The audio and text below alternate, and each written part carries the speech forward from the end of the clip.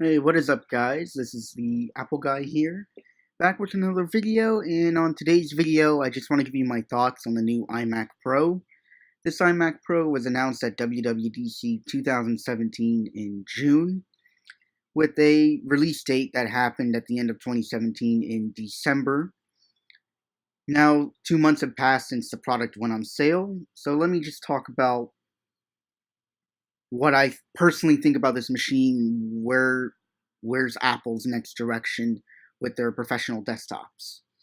So as you can see on the screen, Apple did a nice page, all space gray, technically black, demoing the iMac Pro, giving you 3D images of it, things like that. And really the iMac Pro is a beefed up 27-inch 5K iMac with space gray accessories, the trackpad, the mouse, even a black lightning cable, and the casing is the same. It's just space gray, beefed up display a little bit, and it has workstation chips inside of it.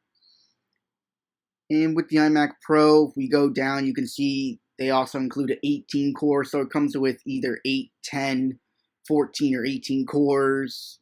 You get the new HBM2 AMD Vega graphics card with that HBM2 memory built into those chips, the Vega 56 or Vega 64 cards. And it's giving you information, about the processors and stuff. Of course, they're going to be Xeons like the Mac Pro and things like that. And you get the boost speeds up to 4.5 gigahertz and things like that. But this is really showing that Apple wants to make two type of professional desktops: an iMac Pro that you can spend $5,000 starting price just to get an all-in-one, or you can get a Mac Pro, which the Mac Pro is said to be coming out this year, possibly announced in June. It's a modular Mac Pro. More about that will be in another video, but that is a product that I'm looking forward myself. But as for the iMac Pro as a product to keep the professionals and video content creators and animators updated with the latest Apple products that they want to use with power, this is a very good product for them, in my opinion. Of course, like I said, with the graphics, it's the latest Vega Pro graphics from AMD. You got the highest end memory in those cards itself, but the graphics chip is built onto the motherboard of it, so that you cannot upgrade yourself, of course. As for other parts of this system, we do get full-size DIMM slots of DDR4 up to 266 megahertz, and you can actually open up your iMac Pro and get into it and upgrade the memory yourself and things like that. With the Xeon chip, you can open that up and get inside of it. The first teardown that we actually saw was from OWC. I'll leave a link to OWC and iFixit down below so you can see the video that they did. And they did say you could possibly upgrade the graphics, not graphics, the Xeon processor, the RAM, of course, and the SSDs. You might be able to upgrade. There's the way Apple did it this time, there's two SSDs built inside of the motherboard that are rated in RAID 1 pretty much, to make it like, if you get the 1 terabyte, it's two 512s. So if it's 2 terabyte, it's 1 and 1, and if it's 4 terabyte, then you're getting 2 terabyte rated together pretty much. And those, they said they're custom PCI slots, but eventually we should be able to buy upgraded parts in the future for that. In terms of the speed of the machine, you can see on the display Apple puts out some professional numbers, and there has been videos of other YouTubers that got this computer and actually tested it, and I watched those, and I can tell you for a fact that the machine does perform up to expectations. Even the 18 core that just got shipped yesterday started shipping out to some of the YouTubers, and they said that certain applications on the Mac, it can handle all 18 cores. Sometimes the programs aren't updated to handle those cores and things like that. But my best guess on which one you should buy, based on watching those videos and doing my own little research, would be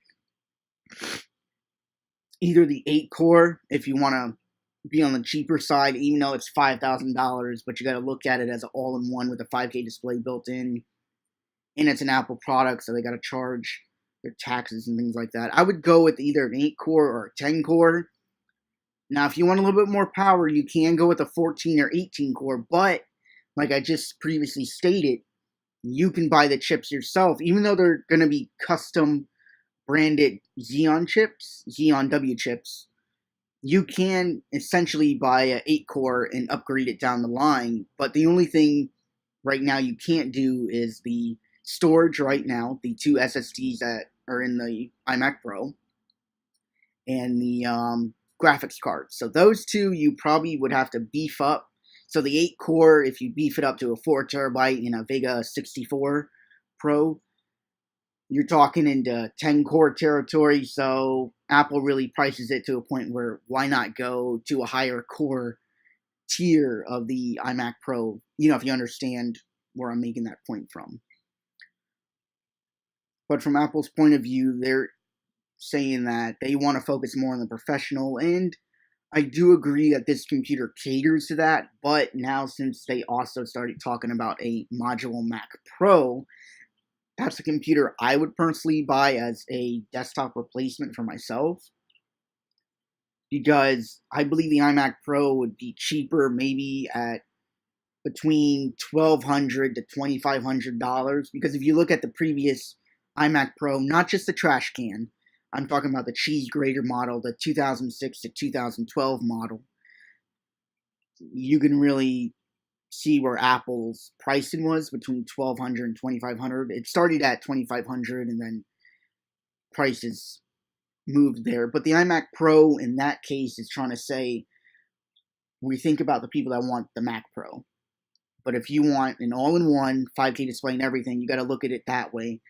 So when you look at the price of an iMac Pro, you're like, I'm getting a full machine in a 5K display. If I bought the 5K display separately with a desktop tower, maybe it costs more if I build my own. Things that they really priced it aggressively, but it's a true price for what they offer in this iMac Pro. But don't get me wrong, this machine is just holding people over for the new Mac Pro. So I do believe that Apple will always be updating this iMac Pro on a yearly basis, because if they don't, then it doesn't make sense to be selling a computer for $5,000 if they're not going to update it every yearly. I'm not saying that customers that bought this Mac Pro this year or pre-ordered it back in December of 2017 is always going to be upgrading to, get rid of the old iMac Pro every year and buy a new one. They're not going to do that. That's between $5,000 and $13,000 if you really max it out. But I'm saying for those that haven't bought one yet and they're like, okay, the Mac Pro came out, I believe everyone's going to go for a Mac Pro. But I'm saying ones that really love the iMac and they love the iMac Pro, the approach of it and things like that, that's where I'm kind of getting at. People would say, you know what, if Apple keeps this updated every year and I haven't bought one yet, I might just buy one, for those customers that haven't got one. And it would look good on Apple's side if they updated all the Pro products, not just the Pro products, but all their products yearly in the Macs. But for the iMac Pro, if they do keep it on a yearly update, I see it as a very profitable product for Apple and a very important product for professional creators, video editors, animators, and things like that. But otherwise, besides that point, what you do get, you can upgrade the memory up to 128 gigabytes. So that's a very nice thing they do let you do. Another thing is, if you look at this diagram of the open iMac Pro, you do get a iPad Pro design speakers on the left and right side with the deep channels and things like that. In the middle, if you look at the coolant fans, if you go look at the old trash can iMac, not iMac Pro, sorry. If you go look at the old 2013 Mac Pro, the trash can, and you look at those fans in a teardown picture, they almost look the same. So I'm kind of in my mind thinking, okay, they're like, okay, people love Mac Pro. Let's put something that looks like Mac Pro inside of it. If you understand that point that I'm coming from. But otherwise, you can clearly see how the system board is laid out and how the heat pipes run to the different chips inside. And of course, where the RAM is, the CPU is there, and on the other side, you get the graphics chip. Bottom, we do get, which I really like how Apple did this approach with the I/O ports this time. They gave people 4 traditional USB Type-Cs, Type C pretty much, and then, no, not Type-C, they gave 4 traditional Type-A's 3.0 slots, and then they did 4 Type-C USB ports, which are Thunderbolt 3, so 40 gigabytes per second, and it supports USB Type-C, of course, same connector and things like that. And we do get the first true gigabit Ethernet card on this computer, which is a 10 gigabit Ethernet base T 10 gigabits. So for uploading YouTube videos, just connecting to the internet, you don't even need to use the wireless in this computer. You can just hardwire it, and it's going to give you the best performance that you need with that Ethernet port, which I really liked how Apple hit that home with for the professionals, with the ports and the Ethernet port, of course. So here, Apple just shows you the RAM, which you can upgrade it, things like that. The SSDs are 3 gigabytes per second. The reason why they're like that, like you probably heard me say before, there are 2 of them that are rated together, so they can't be, even if Apple did put 6 gigabytes of, 6 ones that are 6 gigabytes per second, if they did, then it would be 6 gigabytes per second, but they probably rate it 2-3 gigabytes per second. Still fast SSDs regardless across the board. But if Apple did put higher end ones, price could have went up a few $100s. So that's why they stick with that. But for professionals, an SSD is an SSD. So you're going to get faster performance than a traditional hard drive, of course. And just want to talk about the T2 chip. That's their ARM-based chip that's inside of it. People thought it was going to be the A10 chip, but it's a newer coprocessor.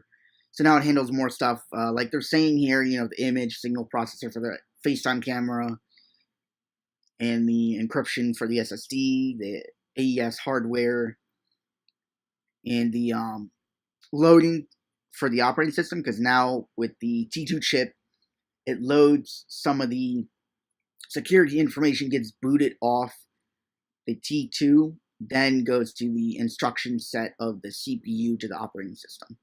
So Apple really secured this Mac Pro. Like I said again, it's very good for professionals and people that really want something extra secure. It's a nice addition that they added into this machine.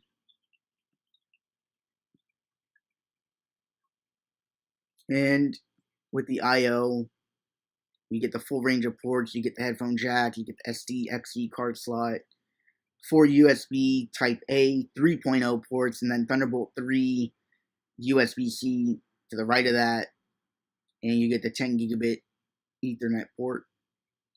And you can see it's in a nice space gray, which for professionals, they want to show off that it's a professional computer in space gray, which I do believe is a very good color that they picked for a professional computer, because if you are buying one, you want to have the most bad computer from Apple as an iMac, or a Mac Pro. That's why they do it in that bad color. Not saying nothing wrong with color, I'm saying bad in a more cool, sick, things like that type of color. It's really awesome color they picked for it. And here's the displays and other information that they're showing. So of course we do get the 10 gigabit base Ethernet, like I said before. And the 5K display, you can put up to 2 additional ones on the outside, which is very, very great in my opinion, because with the new Mac Pro coming out, Apple said to be selling their new ProRes display, Apple ProRes display or professional display.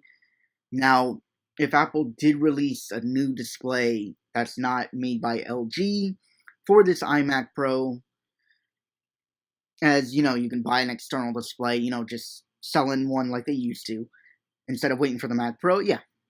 If people would have bought 2 of those displays with the iMac Pro, but then again, they want to save it for the main attraction, which is Mac Pro later this year. And they show you here how the display set up with the 2 LG displays. I don't mind the LG displays, but after that wireless issue with the displays, if you put in your Wi-Fi router, it didn't have enough shielding in it, and it would get distorted and things like that. You had to send them in for repair. It was a big flop on Apple's side to pick LG to build custom displays for them. Personally, if Apple made cinema displays, Thunderbolt displays, CRT displays, studio displays, for the past decade before, why would you switch to a third-party company to build them for you when you can build them yourself and tune it for your hardware and things like that? But nevertheless, if you're just getting an iMac Pro, you get a 5K display. Awesome. Don't even worry about getting 2 extra displays. But if you're in the professional range and you do need 2 extra displays, go ahead and get them, because it will work on this computer.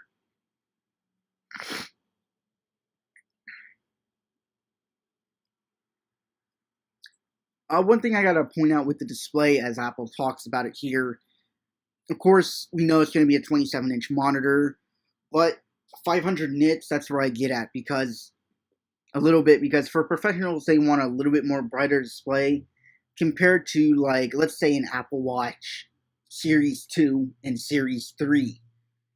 The Series 2 was the first Apple Watch, of course, to come with the 1,000 nit display.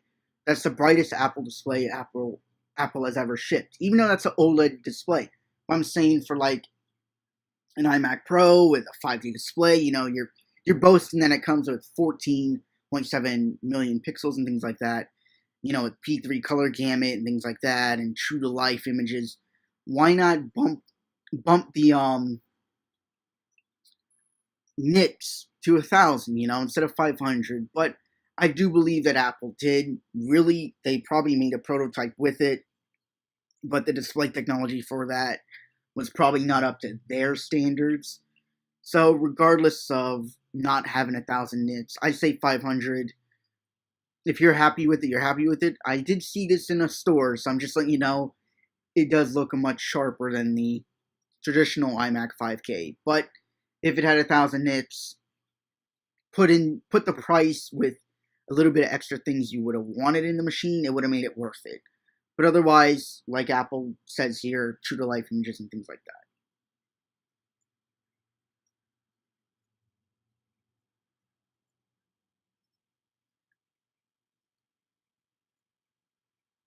So Apple here talks about, what is their tried and true and tested displays and their designs built into one. They're really talking about the whole enclosure with the aluminum, things like that. The only issue that a lot of people I see that are having, and I'm starting to agree with that, is, how Apple, made the iPhone 10 with this notch and things like that. I'm not saying bring the notch over to an iMac, but I'm saying look at how they made the display with the bezels to the edge and things like that. They could have made the black bezels on the corners, slimmed them down like how the MacBook Pro is, the 2016 and 2017 MacBook Pro is, where they're thin and you get a little bit more display. For the bottom, the chin with the aluminum, maybe they could have shaved that down, halfway, bump down the display a little bit longer, get rid of the bezel, move the Apple logo a little bit down, or what they wanted to do. I believe if Apple would do this idea, my idea would be get rid of the metal bezel in the front, drop the display all the way down like you see in some of the concept videos. And if Apple really wanted to, they can also do a little black border around it, little bezel, they probably have to. but they can put a Apple logo into it, engrave it into the glass or whatever, put a metal one behind that piece of glass at the bottom. But it's looking kind of stale, the design and things like that.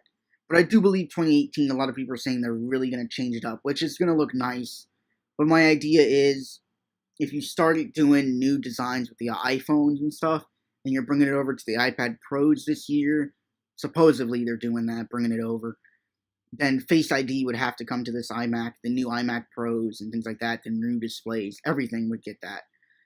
But time to change up the design. It looks very beautiful with the space gray and all that. Don't get me wrong, but in terms of how it looks from the front and a little bit on the back, technology is always changing. You guys know it. I know it. You guys know it. But if we could get a little bit more design change, which should happen because Johnny Ive is actually stepping back into the designs again and things like that. We'll have to see what Apple does, but otherwise, for now, it's a really hit home product with their design. And here we do get a little bit more information about their coolant, so you can see how the animation goes through with the cooling system. The reason why Apple did 2 fans is because in the iMac Pro, the trash can, when Craig Federighi and Phil Schiller, they went into an interview last year, and they basically said how they got themselves into a thermal wall of only having one graphics card and things like that, and not expandability. But that's talking about just like a tower. But with the cooling, where they got themselves into a thermal wall, they decided with the iMac Pro to do 2 fans, cool it down. And these fans, from testing from other YouTubers, have shown that quiet, it doesn't ramp up a lot. So if you can push the system to its max and it won't make any noise, which is very good, but a lot of people are saying, which I can see is true, that Apple thermal limits the chip and things like that, which I believe Apple would do so you don't want to hear the fan noise and things like that. It's just the way how Apple works. But otherwise, it's still a great machine, still an excellent machine to get. And here's a little speaker animation. So it's just basically what I said earlier, copying the iPad Pro speakers and things like that. Much louder, much more bass, and things like that.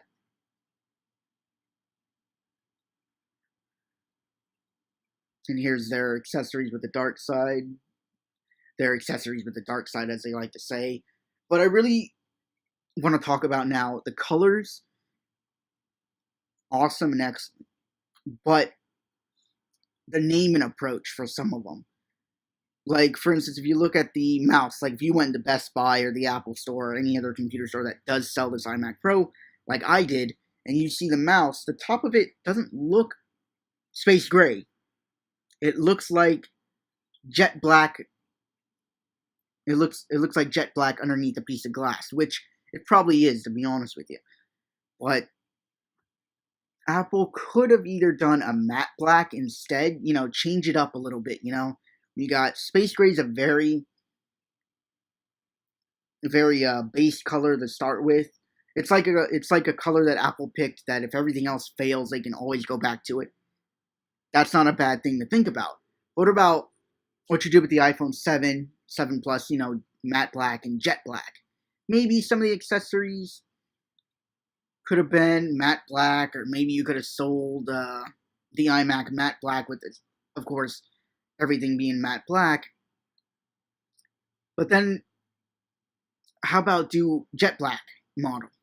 I know it's going to scratch up and scuff really easy, but if you really want to make your mark towards professionals, not just professionals, but just want people to show off an Apple computer like that, maybe change up the colors a little bit. Add a more darker personality to that computer with a matte black or a jet black to the exterior look. But Apple did have the reasons for this, and I believe they must have been like, you know what, it doesn't scuff that easy, which every Apple product, not just Apple products, every other product that has like a certain coating of color on it will scuff and scratch. But for Apple, they're like, you know what, if this scuffs and it shows the aluminum, it's not going to be that terrible looking for the customer.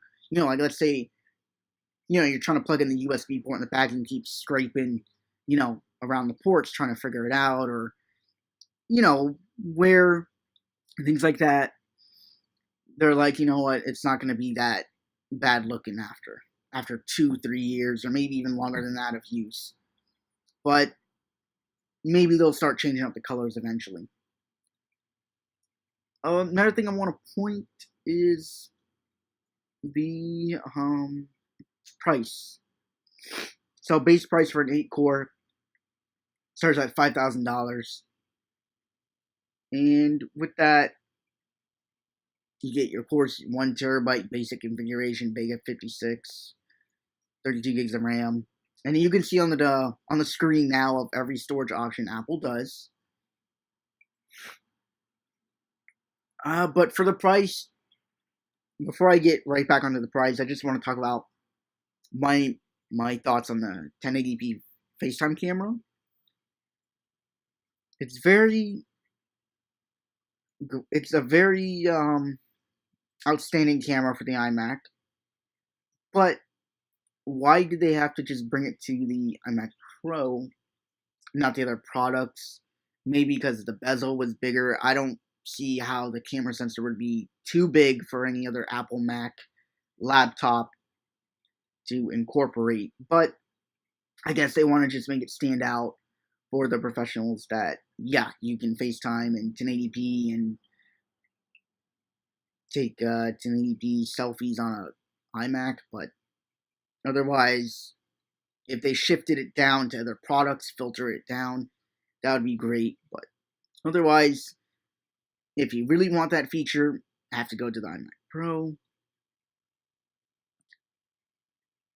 But for the price, my personal opinion with the price, if you see everything on the display that I'm going through right now, you are getting a product that's really what you need all in one for professionals and things like that. And of course, you can buy your Apple Care. But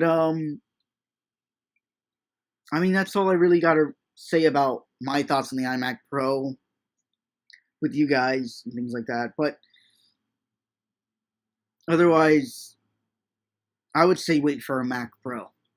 Save your money, wait for a Mac Pro. If you can't, you really need this product because you have a business that really runs on this, or let's say you have an old iMac, some people have ones that are 10 years old or even 5 years old, and they're like, you know what, I do YouTube, and I need a faster one, and the entry-level iMac Pro is going to do it for me, and I just can't wait for the Mac Pro to come out. Then go ahead.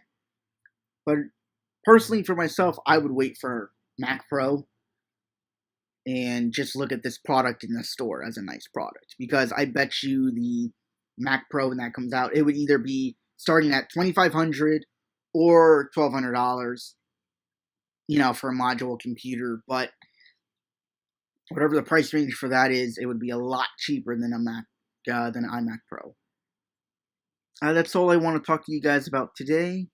If you guys like this video and like how I was giving you my thoughts and just telling you everything I thought about, thinking about this computer, go ahead and leave me a thumbs up.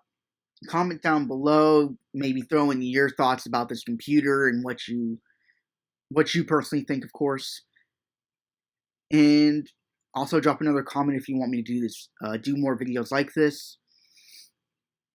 Please follow me on Twitter. I do post stuff on my Twitter account and things like that, updates for the channel, things like that.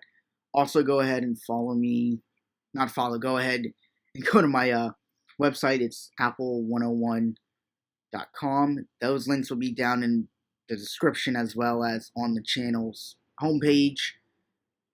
And stay tuned for more videos like this. I we'll be getting some more videos up for this year. And as always, guys, I'll see you in the next one.